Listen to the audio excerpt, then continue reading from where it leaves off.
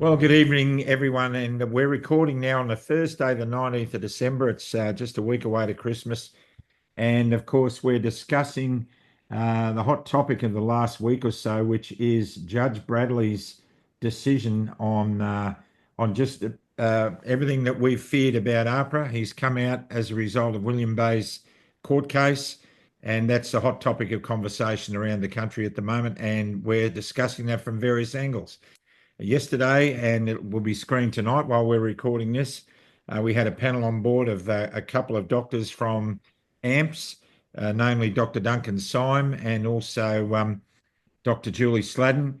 And we had lawyer Katie Coppins on, who were discussing various aspects of the judgment in an analytical format. And we're continuing the discussion now with a panel of doctors from the Lighthouse Declaration, medicos, I should say, health professionals. Starting at the top left-hand corner, we have Dr. Paul Oosterhouse. Welcome, Paul. Hi, Hoody. Hey, Johnny. Cool. And on my right, we have Dr. Sally Price from WA, who I met up with at the Great Debate. Good to see you. Hi, thanks, Hoody. And Fiona Marlowe, who is, I believe, a midwife and very much in the action. Welcome to the show, Fiona. Thank you, Graham. Nice to be here. You too. And we have psychologist Ros Nealon Cook, who I remember talking to you, Ros, right back in the very beginning when we started doing interviews. In fact, Club Grubbery hadn't even formed then. John and I were still little babies. And I think you interviewed me or I interviewed you or something, and it goes way back. And I remember the stress levels for both of us at that time were incredible, but we've become battle-scarred veterans. That's right. That's right. It's incredible that 4 years has flown by, and it's really great to see you guys with Canberra behind you, because that was such a powerful piece. It seems a long time ago now, but wonderful. Yeah, great. And also one of Australia's most profound paramedics. He's a pilot extraordinaire. He's a Shire counsellor, and he's my best mate. And I'm talking about Johnny Larder. Welcome to the show, John. Thanks, Hoodie. We got to have a bit of fun every now and then. We have to have a bit of fun. Yeah, it's coming up to the end. It's coming up to the end of a very long year, and we were only doing 2 shows in December. Remember? Yeah, that's it. And it's still going, and we've got a couple more to do. But I can tell you, look, the reason we're doing more shows is because the damn wall's cracking wide open on so many different fronts. And as I said, the Billy Bay decision against APRA, regardless of what anyone says, that decision has exposed the soft underbelly of APRA and shown their wicked heart. They are corrupt in thinking. I'm not accusing them of financial corruption, although anything's possible. But they work scurrilously in the shadows. They're not doing the job they should be doing, which is calling in rogue doctors who are doing the wrong thing by their patients in their practices. And they're going after people for their social media posts. I mean, this organisation has to go. It has to be restructured. And it has to go. You know, many people are praising William Bay, and rightfully so, but a lot of people are also praising the judge, because it's so good to see a judge have the fortitude to come out and speak the truth. So with all of this going on, there's a lot of groups now starting to wonder, what are the ramifications of this decision and how do we employ it to bring about a result that helps this country get back on its feet? So we had AMPS on last night. They're processing it all at the moment. They're yet to have a management committee meeting to discuss what the ways to go forward. There are legal teams looking at it from different pros and cons. And now we have these great doctors and health professionals joining us to discuss it. So, Dr. Paul Oosterhouse, you've been a brave warrior in all of this. You've been in the fight from day dot. You're a frequent guest, or you're a partner with Michael Gray-Griffith, basically, on Cafe Lockout. We've had some great shows with you guys. John and I have been on with you and Michael. They've been interesting and entertaining. And we just love the work that Cafe Lockout does. We really do. I mean, it's just, you know, amongst all of us, we're covering a lot of different niches here and there, and it's really working well, I believe. Anyway, that's for others to judge. But Paul, what does this decision mean from your perspective to the fight that we're in? I think it's a pivotal moment in our history collectively and even within the law. What Judge Bradley has done is revealed the dirty underbelly of how the regulators have been behaving. They've been persecuting health professionals for their speech, for their political speech and for their views, criticizing government policy.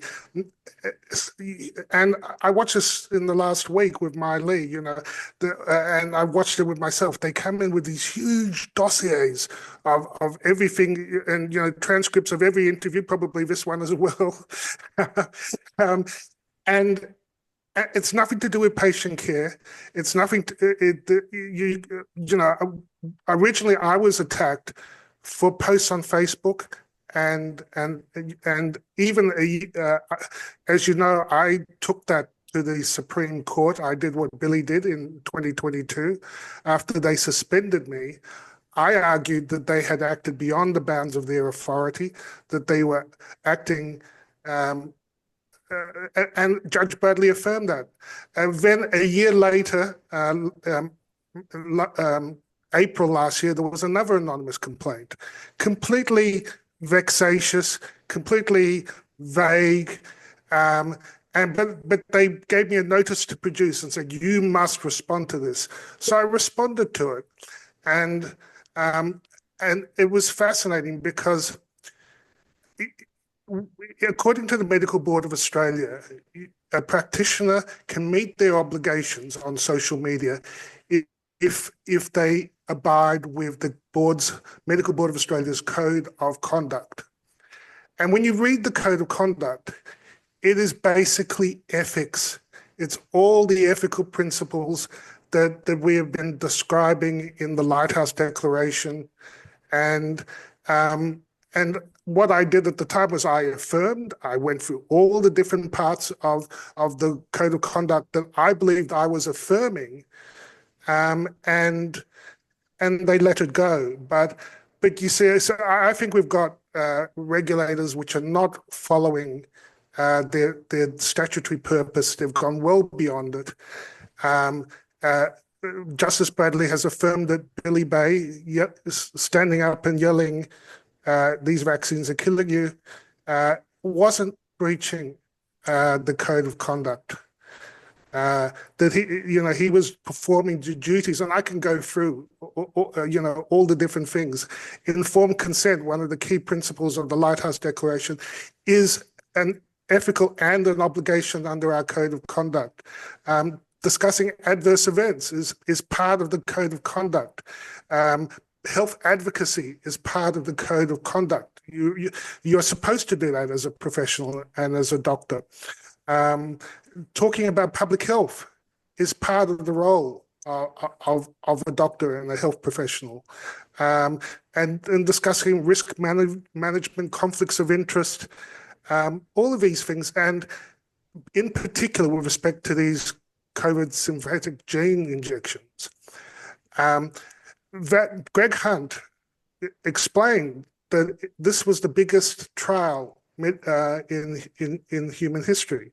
So the Code of Conduct has a whole list of things that are obligations of a health practitioner under the code, and these are all things that we in the Lighthouse Declaration have been describing, so what I see is an enormous breach of ethics, and we have to go back on track. And I think Justice Bradley has given us cover in Billy Bay's decision. It's affirmed that we have ethical obligations, and you are not breaching anything by speaking your truth. And that's wonderful. That is wonderful news. And I know there's some fog of war because the establishment and the political people are trying to muddy those key facts. But those are the key things that I pulled out of the decision. Yeah, thanks so much for that, Paul. Fiona, you're coming from another angle, being a midwife and with a great deal of experience. What does this all mean to you and the profession that you represent? You're on mute. The biggest thing that I took from this, I think the biggest challenge I feel has been any registered health professional's fear of saying anything, because as soon as they said anything, you risk being deregistered. And that stopped so many people from, I know a lot of doctors and midwives have got concerns about this, had concerns the whole time, but they didn't say anything because they didn't lose their job. And I just hope that now they'll feel like it's okay to speak against, I mean, it's not just the COVID vaccines. I mean, we're talking about, we're talking about any aspect of delivering healthcare. Every single, as a midwife, you are responsible for everything that you do with that woman. So you need to make decisions based on the evidence and the research and her choices around what you do. And we've been prevented from doing that by APRA. And I really hope that this decision shows everyone that it's actually that all those rules that APRA put in place, and I must say that all our registry bodies supported, which is really disappointing, that they're all illegal, they're all wrong, and more registered health professionals, more doctors, more midwives, more, whoever, will now have the courage to actually say, no, none of this is okay. We're not going to do this anymore. Look, in the midwifery space, we had a lot of people talking to us, a lot of mothers-to-be talking to us about how APRA effectively destroyed their plans to actually dictate the terms of their own childbirth. I mean, it's just they interfered. Yeah. There's a very special relationship between the midwife and the mother-to-be, and of course then the baby. And the fact that a government agency, which largely consists, John, I think, of what are they? They're accountants and lawyers, and I don't know how much medical background some of these people have got. What are they doing in the birthing suite? I know. What's going on here? I mean, they have no right to be there. They have no right to be there. And they have no right to interfere with the doctor-patient relationship in any medical sphere. And it's abhorrent that that's happening. And that's why I think that people need to rise up about this. Absolutely. Johnny, fire away. Well, I think they should be coming under their own microscope. I mean, even the latest thing from New South Wales Health encouraging mothers who are pregnant to go out and get vaccinated. Yeah. Now, I mean, I don't know of any time or point in history where anyone has ever encouraged people to be vaccinated during pregnancy. It's always been a no-go area, especially with something that's experimental. So, I mean, how do they get away with that when, it's clear that there isn't evidence to support that that's safe? Yeah, look, this has actually crept in. So I'm not sure how long ago, but easy within the last 10 years, they introduced the flu vaccine for pregnant women, and they've introduced whooping cough for pregnant women. Now, there's no evidence to support those either. You can't do randomized controlled trials in pregnant women. Mm. It hasn't been done.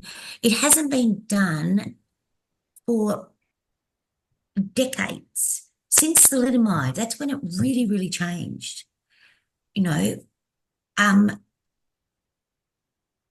with that was my main argument with my hospitals.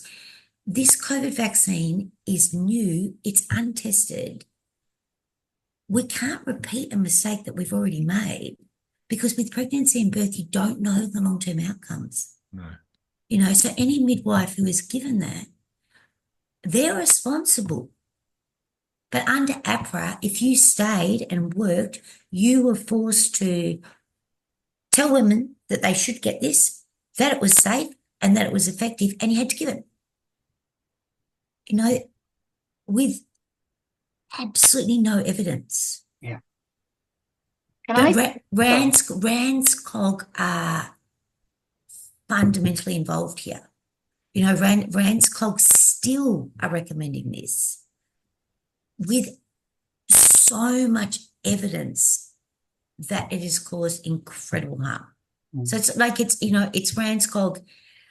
I mean, even the Midwifery Association still supports it. So it's APRA have directed this. I think because APRA have silenced the health professionals, but their governing bodies are advocating for it still. Right. Can I just quickly jump in? Because I think this is such a key piece, and I'd love to hear more from Fiona and Sally on this, because we talked about this piece in great detail in a roundtable we've done that we can talk about later. But ultimately, and Sally, you can talk about the MIMS, etc. But the reality is that we are now seeing this huge increase in stillbirths, in postpartum hemorrhages, etc. in something. So I'll hand over to you guys, because this is your specialty, but I think it really needs to be said. People need to understand what's happening here.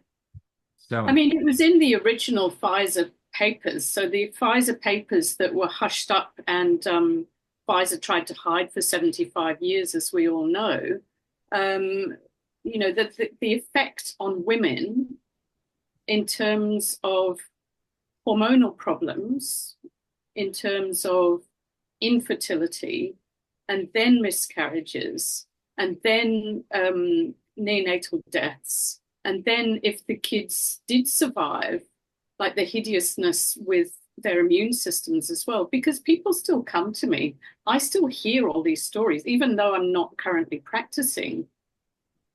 We're all still hearing all of this. And so, you know, it was just anathema to me that Albanese made an apology about thalidomide. I think it was about a year ago, and yet has continued this on women in the population trying to get pregnant during their pregnancies. And, you know, it's so untested, it's so unsafe. It's so unsafe from the original Pfizer data. And we know this. And you know, our colleagues, Jayanthi has looked into the Pfizer papers, and she's gone through all of this. And so we know that it's deeply damaging. It's deeply damaging to men and women's fertility. And yet, you know, the colleges, like you say, the College of Obs and Gynae is still playing it out. It's still being recommended. GPs are invited onto educational things to be told by obstetricians that this is very safe and effective. And it just doesn't stand up. It doesn't stack up at all. And yet we're the ones that are being said to be dangerous and conspiracy theorists and anti-vaxxers and stuff, when we're trying to save all the grief of all of these women, these families, these people just trying to have children, like healthy children. And, you know, the precautionary principle just got shoved to one. Like, I just don't understand how the precautionary principle just got bypassed when it's the obvious thing to invoke. And the first do no harm, the informed consent, you can't give informed consent with the APRA position statement, because some of the information has only come to light more recently as well, the DNA information that's recently come to light. So this could be repercussing down multiple generations. So there's absolutely no way this should be going into pregnant women. And I mean, I was concerned when suddenly flu vaccines came in for pregnant women, because to me, you know, that's a very special case in point that we never experiment on pregnant women. And the MIMS, the drug formulary, is very clear. You have to select according to their rating. There's a rating scale for, this drug is slightly safer than that drug, and this drug is definitely like thalidomide and diethylstilbestrol, which have wreaked all sorts of havoc when given in pregnancy. So there's just no way we can bypass the precautionary principle in this. Look, interesting. Pfizer actually did a study, which is like it's probably the only study that's been done on pregnancy. They did a randomized controlled trial with pregnant women and they released it late last year. The results were damning. They're so terrible. It's all published. And I wrote letters and sent them to Ranskog and did what I could. And there's lots of areas in pregnancy where there's very little evidence because you can't do randomized controlled trials. So the majority of the evidence is, they call it consensus-based or expert opinion, right? We actually have a randomized controlled trial done on pregnant women with this COVID vaccine with terrible outcomes, and we're still recommending it. It's Well, and look what mad. happens It's mad. when somebody like Dr. McClendon gets in AHPRA's messaging, in the way of AHPRA's messaging. He's one of the most foremost doctors around obstetrics. Yeah. I think one of two doctors in Australasia that can actually teach surgery by robotics in relation to that. I mean, he's selling sheds, Hoodie, isn't he? I know. He's just completely walked away. I haven't heard whether he's No. come back into the profession or not, but I mean, No. selling sheds. No. Yeah. But he hasn't come back. No. Well, And that's the effect of these vexatious complaints. It drives people out of the profession. It creates moral injury, which causes real harm, because doctors and other healthcare workers have to function according to their own ethical principles, their own moral principles, and their own understanding of what they're seeing in their patients. And what the government's been doing is saying, no, our political edicts are more important than your conscience, more important than your ethics, more important than your personal morality and beliefs. And I think this is shifted now. I think the decision by Judge Bradley has made it clear that even yelling out at an AMA conference, as Billy Bay did, it's killing people, is not in breach of the code if it's based on a genuine concern about public safety. So I think it's important. And I think the fact with the maternity space, which has always been one that's horrified so many of us, because they are our most vulnerable section of the community, our mothers and our babies. And not only did we know that, first of all, they were never really at risk of severe harm, but also that the vaccine didn't stop transmission anyway. But the thing that I think it's so important for people to understand is that they have gone out of their way to censor this. I mean, the Pfizer 75-year gag order, I mean, nothing to see there. But another really interesting and horrifying piece that Sally and I came across when we were putting together this roundtable, which we'd love to link to, Sally was telling me all these pieces about how RAN GP, so the College of GPs, but also the College of Obs and Gynaes, when they were really pushing, you must vaccinate pregnant women, because these are very explosive pieces. We wanted to find the evidence to share in this video. And you guys know, right? I've got a comp sci degree. I can usually find stuff. And there's something called the Wayback Machine. Do you know what that is? So the Wayback Machine is a website that basically trawls, and has done for years, all the major websites every day, and it takes snapshots of them. So things like the New York Times, the big media sites, they take snapshots of all the different articles every day. So if you can't go and find those articles on the current website, you can go back and find them. Like They've all Grubbery. been, they've all been scrubbed. They've all been scrubbed. It's extraordinary. Even Club Grubbery. Has it? Right. I don't know. I suspect. I think that was scrubbed early, Hoody. but it is like 1984. It is. They're destroying the history, so you can't go back and see what they said a year ago or a month ago. It's bizarre, but it's real.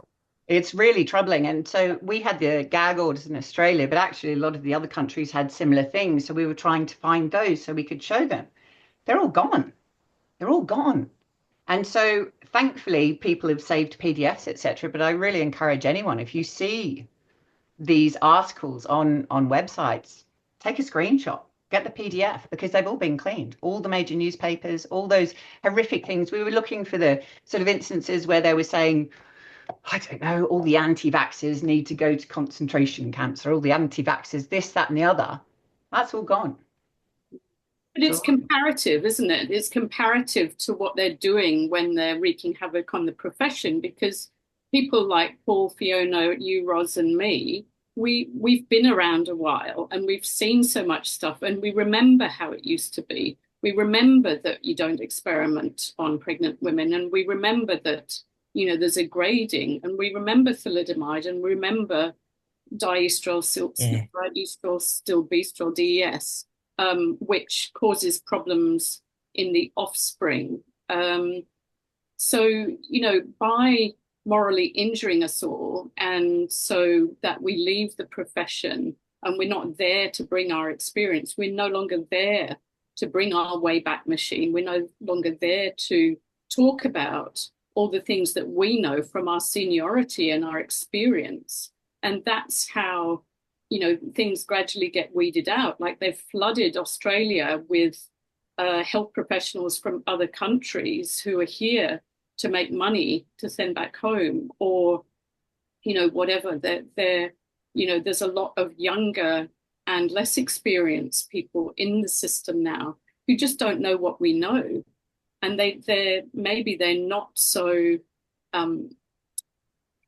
interested in, you know, the same things as we are in terms of the ethical code. Maybe that's a bit more blurred for them, or they haven't confronted it like we have in the last few years, because they've all been flooded in from different countries to come and staff the hospitals here. And then we, as the experienced ones, are no longer training the juniors either. And I know that apart from us who've been speaking out, there's a lot of people who've just quietly dissipated, quietly gone into retirement. And so, like the elders, the expertise, the wise women, the wise people have left the profession. And so it becomes a much more compressed system where you've got inexperienced people teaching less experienced people. And they've been so profoundly programmed. That's the other piece. I mean, this is so hugely psychological. It's not about the data. It's about the censorship. It's about the top down. And as you say, all these young and foreign folk coming in, they don't want to go against the party line. Their whole system is vertical hierarchy. And to step outside of that, they risk losing everything. Well, they might risk their jobs if they're speaking out, if they're from another country. Their very residency within this country to work in that system may depend on them complying and going along with the flow. I think we need to get back to focusing on what's going to happen with AHPRA now, because they are on the ropes. Now, what concerns me, and it's concerning a lot of people, is that this was a judicial review, and it basically criticised AHPRA's procedural actions in what they did with William Bay. Now, they're still in existence. Now, I remember in 1976, I went out, took my boat out shark fishing, and I caught a large bull shark, and it sat in the back of the boat for about 8 hours. And as we were coming back into the harbour, thinking this thing was dead, it went berserk and it tore the fuel line out. And it got that bad, it was going so bad that we nearly jumped out of the boat because we thought we were at risk. I think I think APRA is a wounded animal. I don't think it's going to go anywhere in a hurry. It has high-powered friends who are going to protect it. And I think we need to expect them to come firing back at some stage in the future. So we've got to utilise the time that we have between that decision and when they're likely to fire up again to deliver a knockout blow to them. How are we going to do that? Well, you'll notice that I and Dr. Bay both were successful not by engaging in the tribunal, which is full of bias and procedures designed. I call it, in Miley's case, the killing fields. You know, you go in there and you don't get justice. And I was watching that in real time this week. We had to go, and so in a sense, our legal system has been a little bit off the rails because we start with a high court, a constitution, Supreme Courts. These higher courts have largely been blocked. This is how they've managed to carry on for so long. When you actually get review of the behavior at the higher levels of court, you can see the bias, you can see the procedural unfairness, you can see the unlawfulness of the behavior that's going on below. But it's been protected at that layer. What's happened is the skin has come off now, and you can see the overreach that is happening in the lower courts. Now is the time to press for a complete overhaul, because having seen what is below there, the politicians and the bureaucrats now are dictating how your doctor and your health professionals look after you. And I tell you, these bureaucrats are not good physicians. They're not good doctors. They're not the people you want making decisions for you and your family. You want to get back to having your doctor be your doctor. So we have to demand a complete overhaul of what's going on. This idea that they can push through these vexatious complaints without merit, and that the Health Complaints Commission then can put a healthcare worker through an inquisition, which is stressful, has cost at least 16 doctors' lives, has led to the exodus of so many good health professionals, is something that has to be addressed. And I think that is one of the key things that's come out of this, that now is the time. Now is the time to demand a change. It wasn't like this, Hoodie, when I started as a doctor. We had a medical board, and they came after rogue doctors. They came after doctors that, in the course of their practice, did something or were clearly impaired or harmful. And that was a proper use of the power to protect the public. It wasn't about protecting political edicts. It wasn't about protecting commercial interests, like vaccine makers and drug makers. Whoever, Gilead, I think, makes remdesivir. It served a proper purpose. It is no longer serving a proper purpose. So, my advice is, if someone does speak up and is following their oath to do no harm and following the code of practice, which is fine, as defence, they are protected to speak out, and both the board and us all agree on that. I think we've had a breach of ethics that's been allowed for too long, and we as a community have to demand that it's time to get back to just basic ethics, informed consent, do no harm. Let's end the gagging and censorship. They had the March 2021 gag order from APRA. They withdrew it, but they're still behaving as if it's still in force. They're still driving based on political edicts. They're still. I watched in Miley's case. They're enforcing guidelines, which is so out of date. They, like, the guideline that they were applying to Miley was at the time that they said, if you get COVID, do nothing, wait until you go blue or can't breathe, and then call an ambulance, or you can take some Panadol. That was it. That was the only advice they were giving. And now we know that there is 100 things you could do in an outpatient setting. But these regulators are still defending tooth and nail these out of date, harmful, unethical, and frankly, immoral. I think so. It's up to the people. It's up to the healthcare workers to stand up. It's up to the public to demand reform. Just read the decision. The things I'm saying about the code of conduct being supported in Billy Bay's case is clear. The overreach of the regulators is clear in the Judge Bradley's decision. And now we just have to press it. And if need be, we will go back to court and defend. And I did feel that AMPS, when I had the complaint last year, which was very vague, I can show you, it was like ridiculous. It was basically saying, he's a conspiracy theorist, remove him. And I was gobsmacked that the Health Commission found that enough to launch, launch an inquisition. But I fought it off by saying, this is the code of conduct that you ask when communicating, and I affirm that I have been following this code. Yeah. And the Lighthouse Declaration is all about that. Ethics, the code. We are not a breakaway group. We're not a fringe group. We're a back to basics group. Right. So I- do you guys have a collective approach yet, or are you still working on it?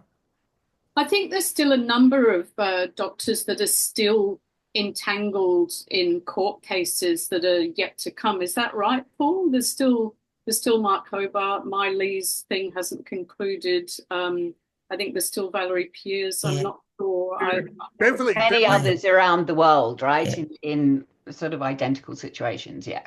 Beverly Pierce also just 2 weeks ago calls me up. She appeared on Cafe Lockdown 5 months ago, and that's part of her current complaint.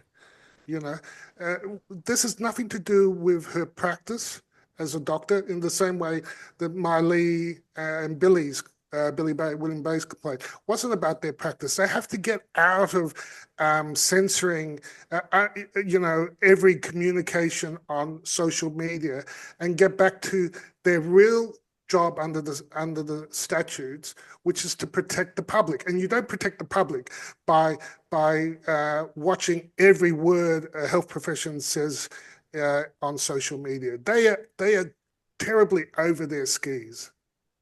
Well, you don't protect the public by censoring doctors that may even be seeing something that's slightly odd. I mean, when we look at the thalidomide example, it was because that was called out. There was a subsection where things were going wrong, and that was noted. And it's always on the fringes of the normal curve that progress is made, because it's those people that spot the pattern recognition. They realize, oh, look, this is a bit weird, or maybe it's related to that.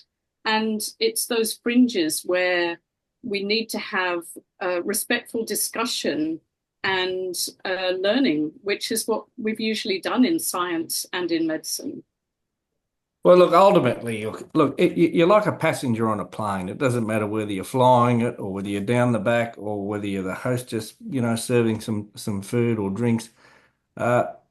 Everyone has got a responsibility, and it just strikes me as absolutely crazy that you would as a passenger sit there looking out the wing, looking at the engine on fire, and not say anything. And this is no different. I mean, AHPRA, you're a bunch of dopes. And this is what you're basically saying. You're basically saying that doctors can see things when patients come to them, and they can see trends, and they can see things that organisation and bureaucrats like AHPRA just aren't privy to because of that private patient confidentiality. And, they can put their hand up and say, well, I've seen a few red flags here. I think we should look at it. And they should not be stamped out or criticised or made to feel vulnerable. It's just mad. And look, I just wonder whether in these cases too, like with Judge Bradley, I mean, I'm not convinced that everyone's interpretation of what he's adjudicated on is correct. I would like to actually see a system where these judges have a Q&A. And he or she should be able to answer for a couple of hours at the end of delivering the written judgment, and they should be able to respond to questions from the floor as to what they actually mean by their judgment. Because unfortunately, although Judge Lindsay says that this one's written in plain English, really there's still a lot of it that's not. And a lot of these judgments are very verbose, very difficult to understand, written in very difficult to comprehend legal terms. When you just want to say, well, what do you actually mean by this? What do you want to come of it? And I'll give you an example. I mean, the New South Wales Police back in the 90s, the police minister introduced law into the New South Wales Parliament to stop corrupt police. And by that, he wanted to basically stop police taking bribes and paper bags full of money for corrupt conduct. And he wanted the police commissioner to have the ability to sack these people.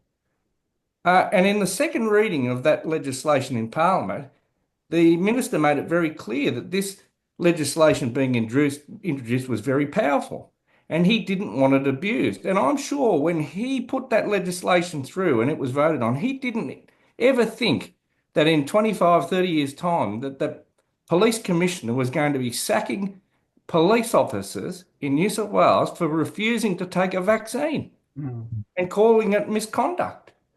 I mean, that just tells you how corrupt the bureaucracy is across Australia. Yeah. Unfortunately, they've targeted. Look, I know. Look, a lot of midwives and nurses, predominantly female profession, and not very well paid, and not that you can justify. Like it's difficult for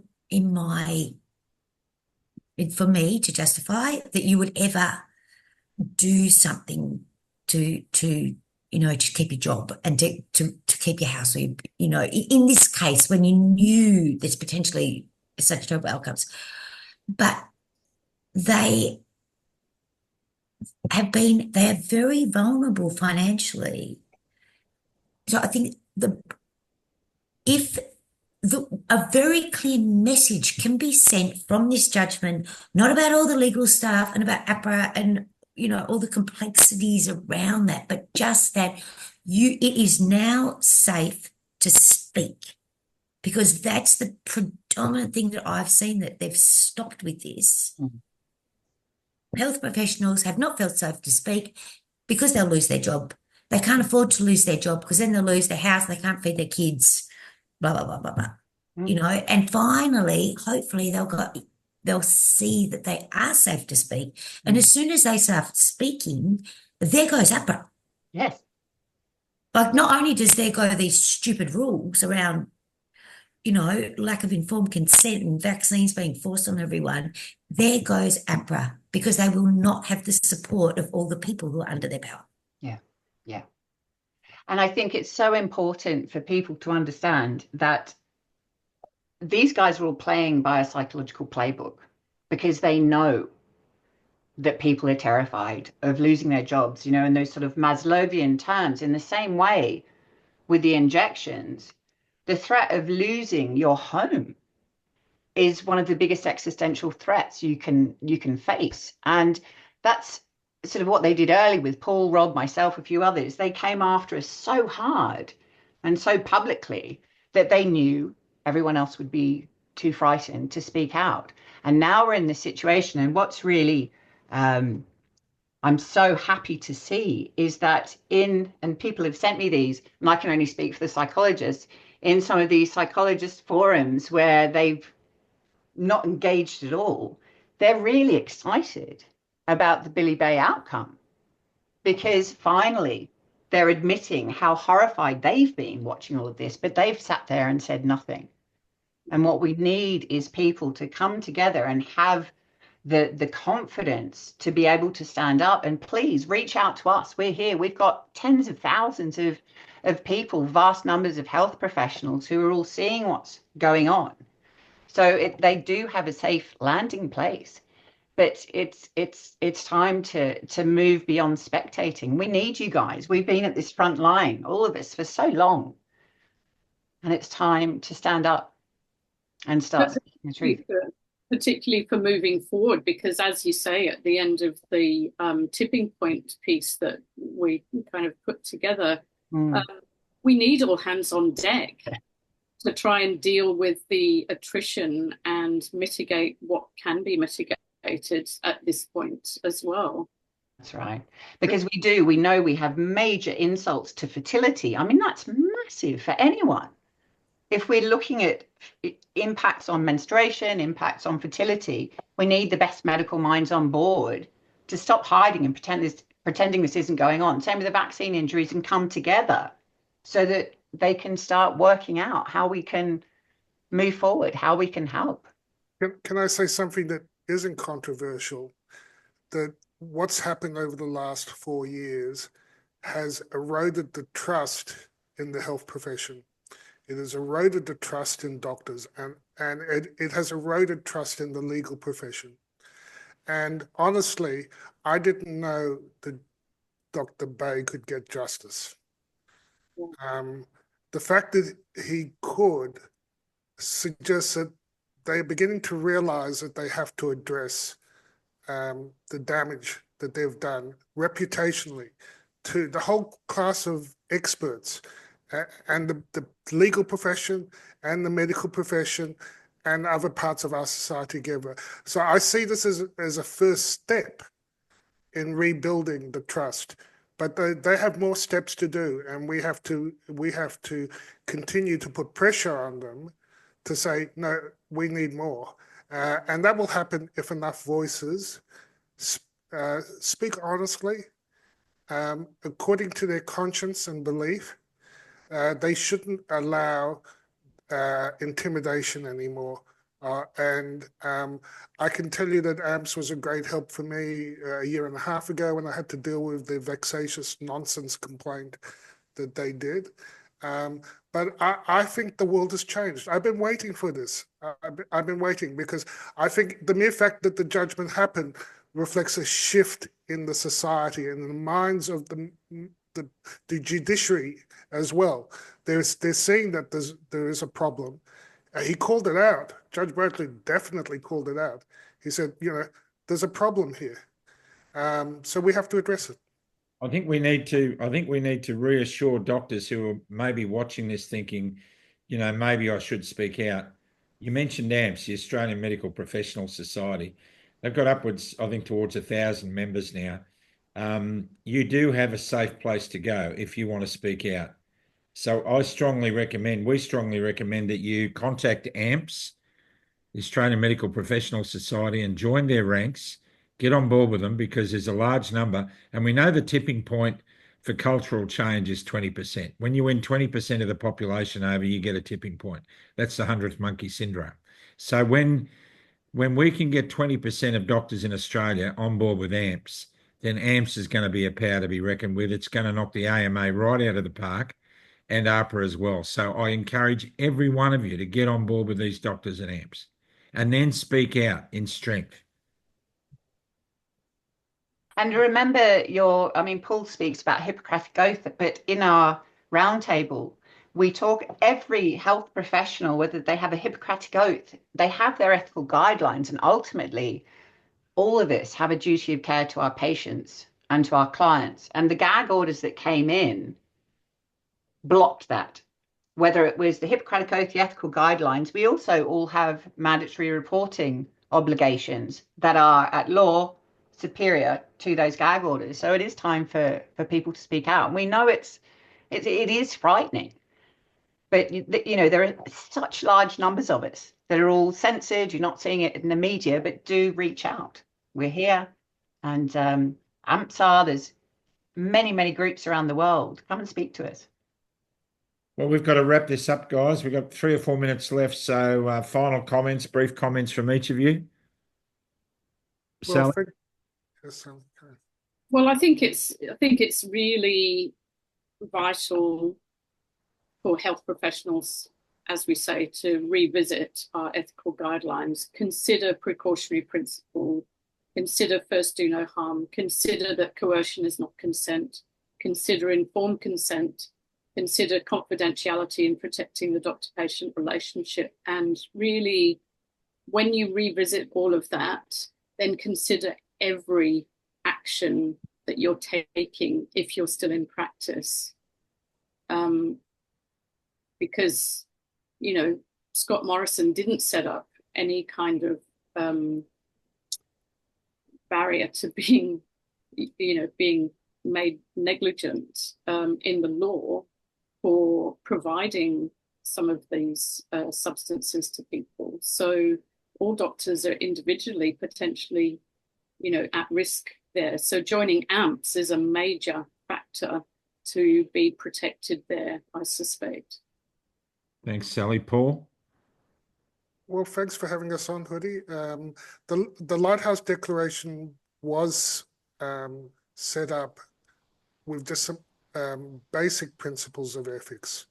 We were saying, you could please join us, whether you're a health professional or not, if you agree with the declaration. And the declaration said, can we agree that the censorship is a bad idea and we could end it? Can we agree that your health professional needs to tell you the truth, provide you proper informed consent, the benefits and the harms of treatments, speak truthfully to you? Can we agree that that your practitioner, your doctor, has to do what's right for you and put that ahead of some sort of politician or bureaucrat's edict? You know, personalized medicine. We've sort of lost that. We've developed, we've allowed bureaucrats and politics to take over our healthcare, and we need to put an end to it. And bodily autonomy and the right to say no to a treatment, especially an experimental treatment like giving synthetic gene injections to pregnant women. You know, in all my career, just it was enough for the patient to say, no, no, thank you. I don't think I'll do that. There was never, oh, well, I'm not going to treat you then, or you can't, you know. This goes against their very own code of practice. So we're just saying, come back to the code, come back to basic ethics. If you agree with those basic principles, sign the Lighthouse Declaration, live those declarations. That's all we ask. Thank you, Paul. What about you, Fiona? Look, I think the biggest message is maybe I see this as a real, like as Paul said, this is a huge turning point and not one that I expected. And I hope that, like, not just, yes, medical professionals, yes, may now feel safer to actually talk about what's going on, and in the future never ever, you know, be dictated to again, but also people, that, like everybody, seeing that somebody who has been persecuted and labelled crazy and wrong and anti-vaxxer and had taken their life taken away from them has now been shown not to be that, hopefully gives people hope, you know, that things are changing, but also, you know, that they probably are right. If they're questioning or they're doubting or they're wondering, they probably are right. And it's now much easier. It's hopefully easier to be a person who exists in our society who doesn't agree with all this COVID garbage that's gone on over the last 4 years. Thanks, Fiona. What about you, Roz?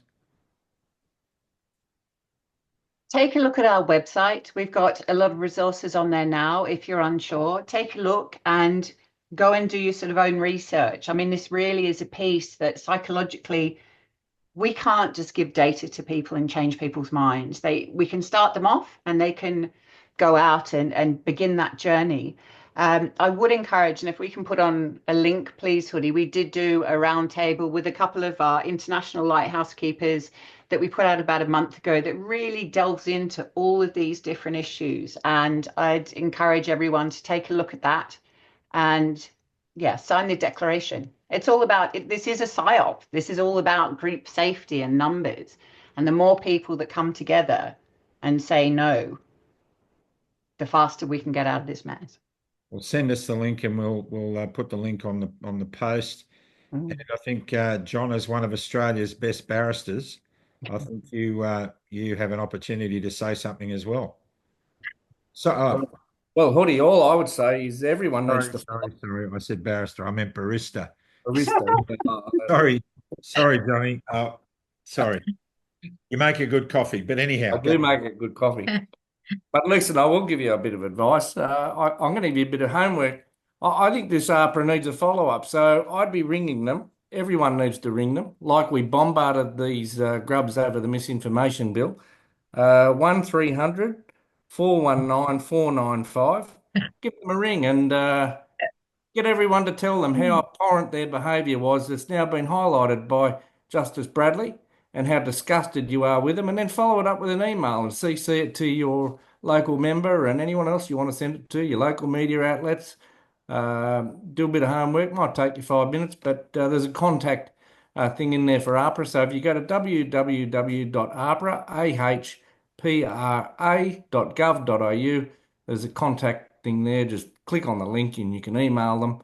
CC it to Ben Fordham, CC it to 60 Minutes, Current Affair, whoever you can, and just say you've been caught out. Well, I'm planning on emailing them to tell them how much I really appreciate them, because APRA has a soft spot in my heart. I said last night, I believe APRA did me a great turn. When I asked 3 GPs what they thought about getting the jab, they all pretty much said, whatever you do, don't rush into it, but don't tell anyone I told you. And when I asked why they shouldn't tell why I shouldn't tell anyone, they said, because we can be struck off by APRA. And that's when I smelt the rat in the cheese factory. APRA, you were the first rat that I ever smelt. And I thank you so much, because your censorship made my decision not to get vaccinated so clear. And I thank you for that. I'll never forget you for it. And I appreciate you. You're muted, bros. She's muted. She's really active when she's muted, isn't she? It was amazing. Sorry, I just wanted to say it's really easy with APRA to put them into this sort of evil, spectre position. But we've actually had quite a few people come from APRA and sign the declaration. There are still good people that work there that have jobs that are themselves terrified. So let's not forget that. All of these big organizations at the sort of bottom level just have normal people in there that are scared, that have to pay their mortgages, that can't come out. And they're actually the ones that we really need. Same as the media, right? The sooner those guys can speak up and say, yeah, this is shit, and here's what we're seeing in there, the better. So they're not all bad. Well, I tell you who I really need, and that's Jesus. And I'm going to talk to him right now. Dear Lord Father in heaven, I just want to thank you so much for the trickles of truth that come through and the light that beams out of each and every step that we take. Father, we stand in the light knowing that light destroys darkness, and we need more light than ever. So please fill us with your Holy Spirit and help us to act wisely with the information we have, in Jesus' name. Amen. Johnny Larder, you've often been heard to say, You just couldn't make this stuff up. a lot of people are trying to. Don't forget Australia. This is a great country because you live in it. Well, regardless of whether you were vaccinated or not, there are people around saying that people who got vaccinated are stupid and cowards. Don't believe them. We are all fighting in a war that we never thought would exist, and it's been planned by the opposition for decades. So we all made decisions based on information that we had, and the informed consent debacle meant most of us didn't have the information to make an informed choice. So we're all in this fight together now. We've smelt the rat. Doesn't matter whether you've had, a dozen jabs or none at all. We're Australian and we've got to stand together. So God bless you all. And thanks for watching Club Grubbery. Thank you, Paul. Thank you, Fiona. Thank you, Roz. And thank you, Sally. And thank you, Australia, for keeping Club Grubbery where it is at this time. We really appreciate you. And we'll see you.